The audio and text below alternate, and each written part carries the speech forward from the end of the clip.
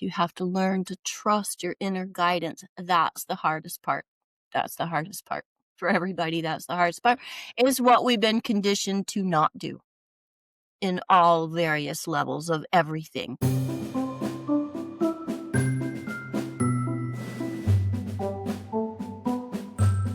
Welcome to our new podcast. Today we are talking about going inward. What can you tell about that, Robin? Going inward. I hear it everywhere. Everywhere, everywhere. People talking about it everywhere. I'm not sure everybody knows what it means. So I think we should start there. What do you think?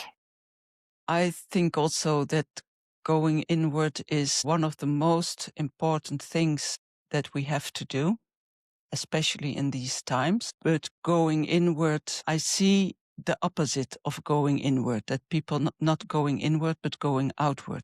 See, people who say you have to go inward, I still see them going outward. To start to explaining it, probably most of us have heard from the macrocosmos and the microcosmos. So the macro, the big cosmos outside of us, and the microcosmos, the cosmos inside of us. It is also saying that the macrocosmos is exactly the same as the microcosmos. What it means also is that everything we need in life is inside of us. When we want to connect with the macrocosmos without being connected with the microcosmos, our connection, there will always be something on the line, on the connection, where you don't hear or feel or see, or in whatever way you are connected with the macrocosmos. It will never be a clean, clear line. It will always be something inside it. It is like the old radios where you had to turning the dial to find the best radio station. You have to do the fine tuning. And that fine tuning, you only can do that when you go into your microcosmos. So going inside. Do you want to say something about that, Robin? I do. I really do. Because going within, going inside, the first thing people think of is they're going to close their eyes, which is a great thing because you want to close out the light. You want to go into the dark, and I get that. What I want to make sure is really happening, though, is when you close your eyes, are you actually going within, or are you astral projecting?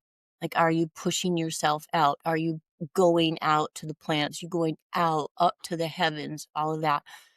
You really, really want to go in. And I think that the best way to do that is to get still. By getting still, we don't mean you actually have to sit still and meditate. It's not a process. My favorite getting still is to go for a walk. That's my favorite still space. But to go within and to do that, you focus on your body. You listen to your breathing. What is the rhythm of your breathing? How does it line up with the rhythm of your heartbeat?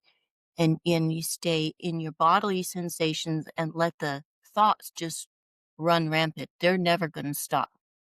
So going within is not necessarily going in and listening to your thoughts.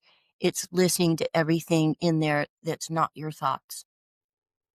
What do you think about that? You said going inward is going in the dark, and I think I have to talk about a little bit about that. Well, that is for so many people, is that a dangerous and a terrifying space. There is light and dark. Light and dark is the opposite of one. You cannot be only in the light. The darkness is the feminine part of our wholeness. When you didn't watch our first episode, we talked about it. So you can look back and find the first episode. There we are talking about the two parts, the feminine and the masculine part. So the dark space inside us should be your home. You should make it your home. It's nothing to be scared about. It's even the birthplace of everything of your existence. Everything lives there. And yes, we have put some traumas, some things, some thoughts we don't want to think about anymore. They live there too. But you don't need to go there. You can let them live as neighbors. You don't need to go to that trauma. Just first find the beauty of the darkness. Find the whole, what it is to feel whole, being dark and light. And learning yourself, knowing yourself, who you are in this darkness, who this person is as a complete human in this darkness. I think that is one of the most important things when you're not used to live like this to do. And what Robin said, you can do it during walks in nature. Is a little bit easier to do it because there the frequency are a little bit easier to go within in this dark space. But you can also do it when you like to do it sitting in a cozy chair. It's also possible. The important part of it is that you have to feel safe in the surroundings you are at that moment. So when you have children running around, and then it's a little bit more difficult. You have to go sit on the toilet and something like that. Find a space for you. Yes, indeed. You need 10 minutes, minimum 10 minutes every day, just you. Just you. If that means locking the bathroom door, yay you. You have to have 10 minutes of just you space somewhere in your day, every day. Yeah. It's like a muscle. The more you practice it, Yeah. the stronger it becomes. The more you practice listening to your inner self that lives in that dark space, the more you listen to it, the stronger the connection with your inner self becomes. So Mhm. therefore you really need a daily practice. Can you feel in your day when you're just going about things, can you feel when you're out of your center? That's a question towards me or to the, Yeah, but to you. towards me. Yes, Yeah, yes, 'cause I'm yes, not I looking can. at the camera, I'm looking at you to see. I am practicing. Yes, I can feel that I'm not always aware in the sense for me to focus on something and is quite easy to do.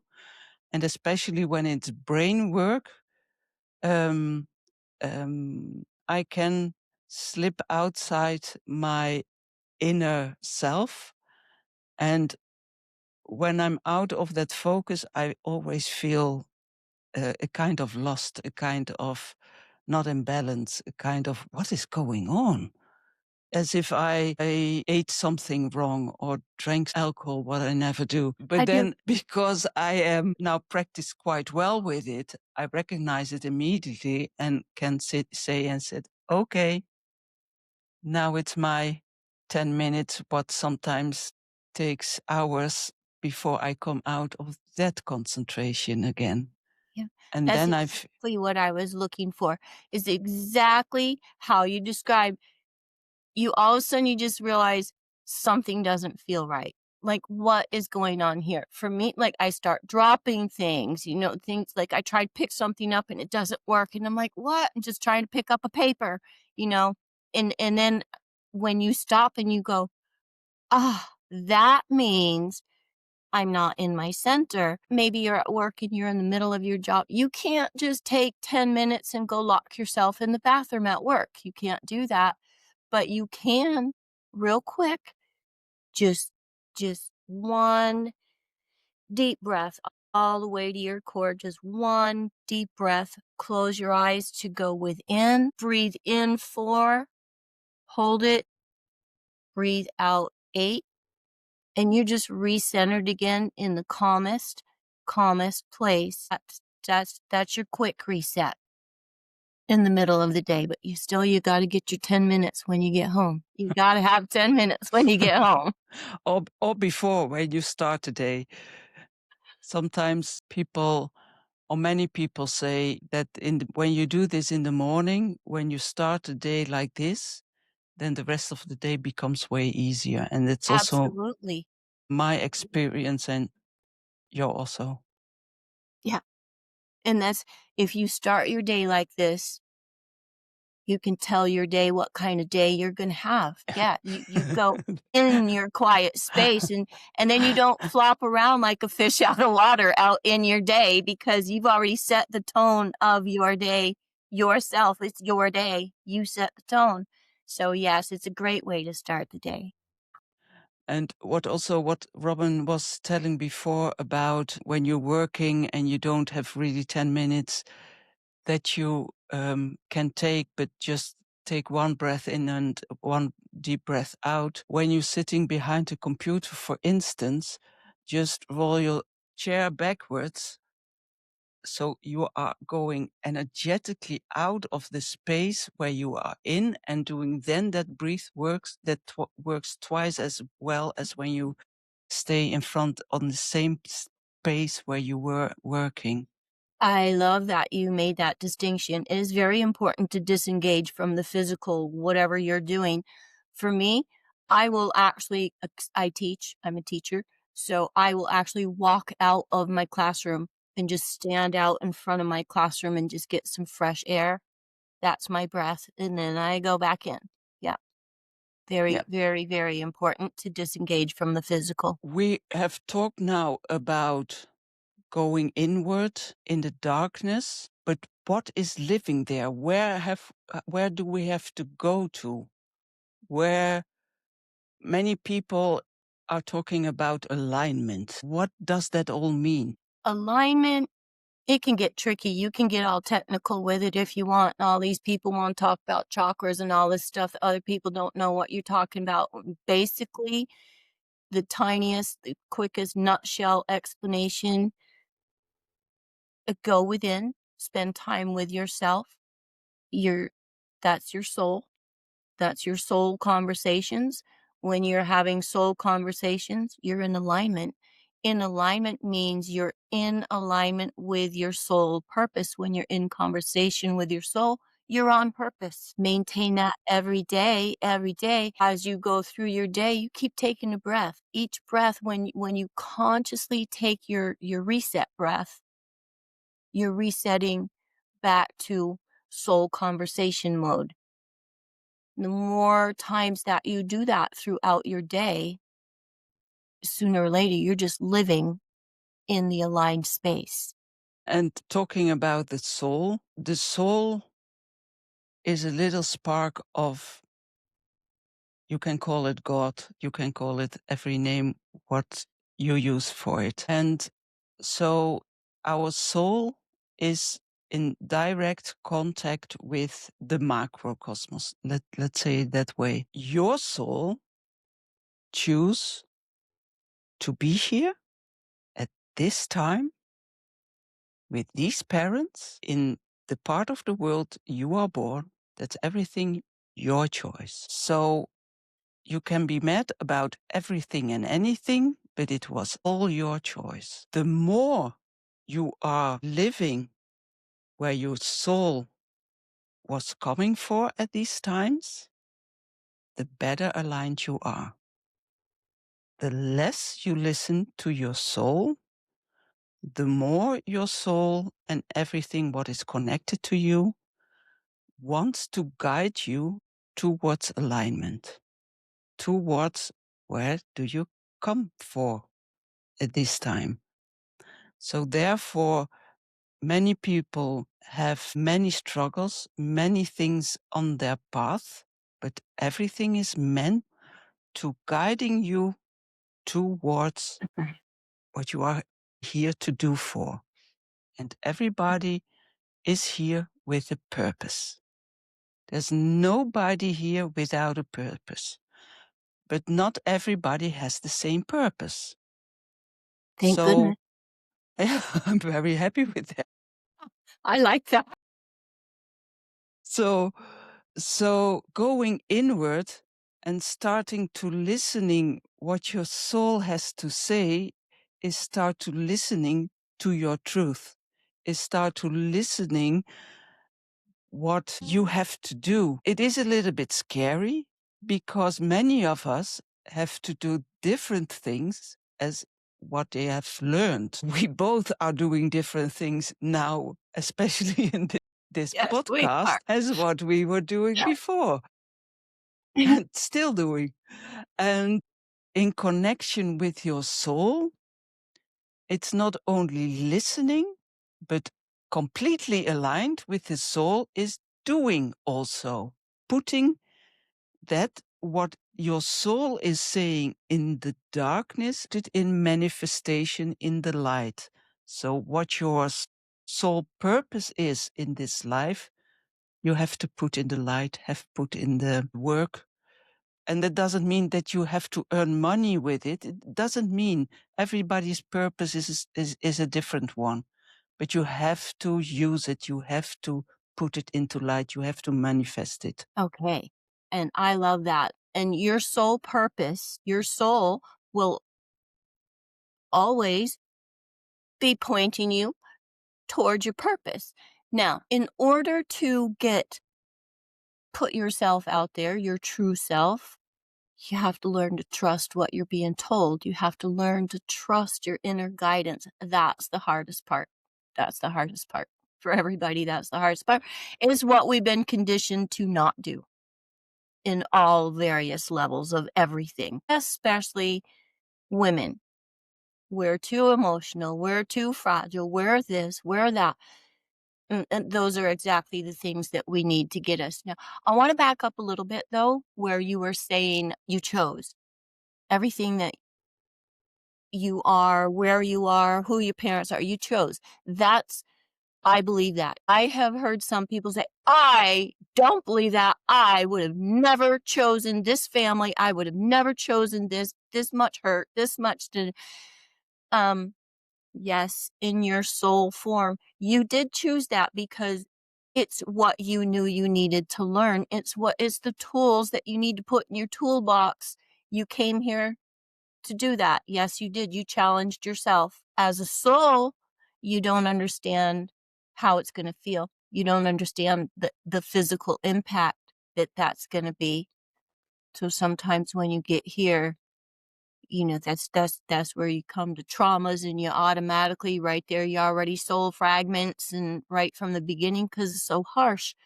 But we did choose it. And there is a lot of power in just sitting in the fact that on some level, I chose this.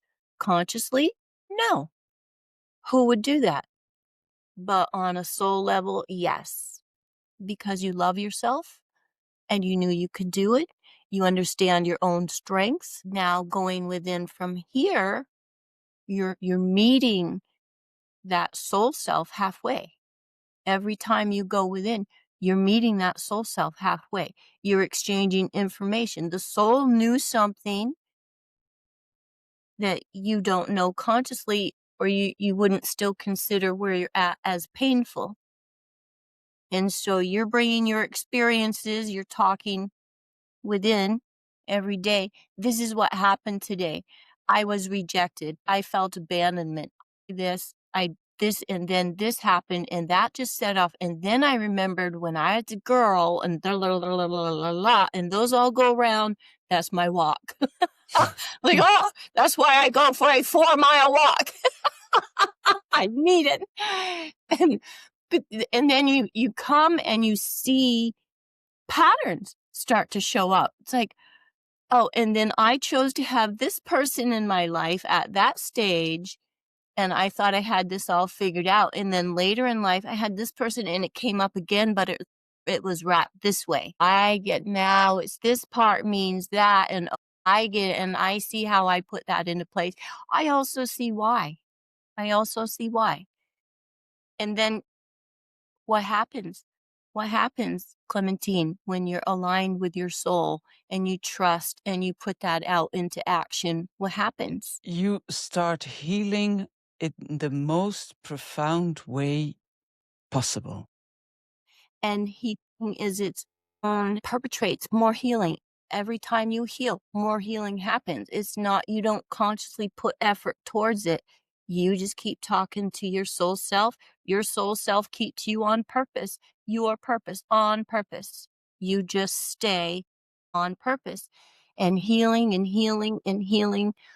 Let's talk about all those different healings. There's a lot of different kinds of healings that we're throwing into one category right here. Yeah, so I think we make a whole podcast about healing because it's such a big topic and also so important topic, because what we thought was healing was is not healing. This healing is transformation. Healing is putting in certain energy in an energy that serves you.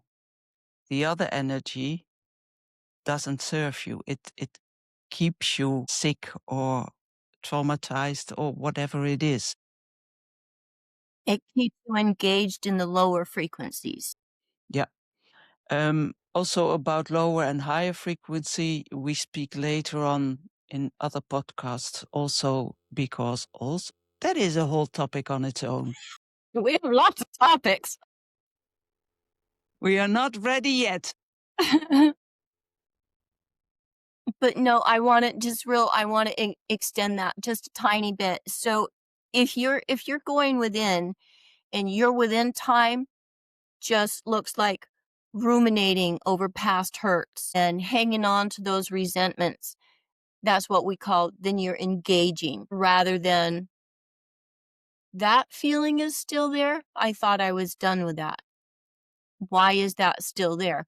Oh, well, this happened and I didn't realize it triggered, but and let it go. Just let it go. Don't keep, "Oh, yeah, well, she shouldn't have said that. And then this, and then this." That is getting engaged and that keeps you attached. You're staying in the lower frequency. So that's really not going within. That's again up in the brain instead of in the heart. That's what we mean by not engaging. Just let those thoughts go. Recognize them. Definitely recognize them because they're affecting your current reality. That's the subconscious thoughts that are floating through that's attracting your reality, your situations to you. So definitely look at it and recognize it, but don't sit in it. Don't rest there. Just don't rest in it.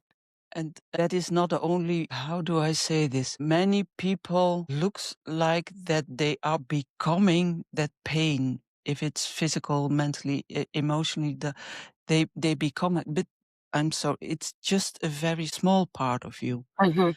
And so you can leave the part as small as it is and go to another part of you. There where your beauty is living, where your wholeness is living. And you can make that wholeness more. And when you feel more whole, then you can look at the parts where you are, feel hurt or feel pain or whatever it is. And also doesn't matter if it's physically, emotionally, or mentally. Everything stays in your being in the same way. And you can heal everything also in the same way. And we can help. Just go to the website. You don't have to do it alone. We'll help you. And where you need somebody to make some advertisement for you, you can I'll be hire Robin. I'll be there. Okay. Said it was gonna be fun. When we go a little bit further on learning who you are, so listening to yourself is learning who you are, is learning who your soul is. And everything what your soul is your truth. That is your truth. And that is what you have to live. That is your guidance. We talked already a little bit about it, but when you are not listening to your soul, you're not listening to your truth, you are not aligned. So problems will coming towards you way more easily Here's my question, Madam Clementine. Are you ready? How do you learn to trust the inner voice? by doing. But I'm not Trust, sure that's what it meant. It said, if my inner voice I heard I should go have a drink. I should relax, go have a drink instead of doing all this pile of tasks. How do I trust um, that it's not just me telling me what I want to hear? you have to learn the reaction of your body. Well, when your soul will never say something against you, Mhm, you know with your brain that having a drink when you shouldn't have, that it's not right and that is not coming from your soul. That is from your, whatever the reason is, that you're running away from something, that you are resisting, or whatever it is, that you don't want to see something what is in front of your nose, but you don't want to look at it. Learning to listen, your body is one of the best reflections of your soul. Your mhm, body gives a kind of, now even talking about it, I feel that my lower back going towards my legs are tingling. It's like little ants are walking along my legs. So I know when I feel this, that I speaking my truth. mhm, That is my sign of speaking my truth. And you have a whole range of different feelings. For instance, for almost 40 years, I treated people first as a physiotherapist, but the longest time as an osteopath. When I felt sick, I had about, I think, 100 different kinds of feeling sick. And every kind of sickness that I felt meant something different. And so I could feel sick, for instance, when there was a blockage in an organ or in a muscle, what had an emotional cause. But mhm. I could also feel sick when I felt a tumor. But there are so many kinds of feelings, and that's just one example that I experienced a lot in my life. When I'm going only about my personal life, the one with the tingling in my legs, the lower back is one, but there are so many. So for me, for instance, also one is when I've chosen something right, I immediately can breathe better. Immediately, Mhm. I have the feeling that my diaphragm is falling down. And, so there are, so that are mine. So you have to find yours, but your body knows when you are speaking your truth. That is true. My body, my signs, and they don't stay the same. I've gone through evolutions of, oh, these are my new signs. I get ringing in the ears a lot. I get a lot of ringing in the ears. The sensation I think that corresponds with your tingling in your back, mine happens, it starts in the root, and I just feel this whoosh of energy just comes up and, like, branches out like a tree, and it just goes uninterrupted, and I know that's it. Now, when it's the opposite and I'm just telling myself what I wanna hear, I can do that. Um, I feel a tightening. I feel a tightening. It's just like I'm protecting myself from my own lie, you know? That's what that is right there. So, um, yeah, but you don't just, "Oh, that's what happens for her, so I'm gonna look for that sign." You can't do that. 10 minutes a day with yourself, you will recognize. You will recognize. It is a personal conversation between you and the soul. You'll recognize, give yourself 10 minutes a day. And the other thing I wanted to touch on a little bit here with listening to the truth of what you're being told, you also have to be brutally honest with the color of your own motivations. I have known some people that, okay, well, the one that comes to mind right now, because it's really recent, I had someone talking to me about their best friend. Best friend is having all of these wonderful things happen to him. I am so happy for her, but means no, you're not. If you put a but on that, it means you are not happy for your friend. Okay. And then we proceeded with the conversation a little bit, and it came around to discovering, well, actually, I'm a little envious, but I can use that envy to get, because my point was, if your friend has it, if you're seeing someone around you manifesting what you're wishing to manifest in your own life, that's the universe telling you, you can do it. Yay, you go, do it. Not she's better than you. Now you're going to be envious because, okay, so now if you're going to use that envy as the motivation for you to go where you need to go on your sole purpose, you're not on your sole purpose. Envy does not, it's not the motivator. You are rooting all of your manifestations in a very negative frequency, and you're limiting what's going to manifest for you. And eventually, what's going to be attached to that is other people being envious of you. It's going to be hard for you to hold on to that dream because it's all wrapped in envy, all the levels. So really what you're doing is teaching yourself all the lessons of envy. So it's super important in your 10 minutes a day to just kind of search out, be brutally honest with yourself. Gentle, gentle, gentle. Don't judge yourself, but be honest that it's there. And then you can work from there. But you have to be brutally honest with your motivations and intentions. And then you will develop the trust in what you're being told to do as well, because then you're not operating out of any form of ego. You're fully from soul-centered advice. There was Robin gone. Probably something happened with the connection.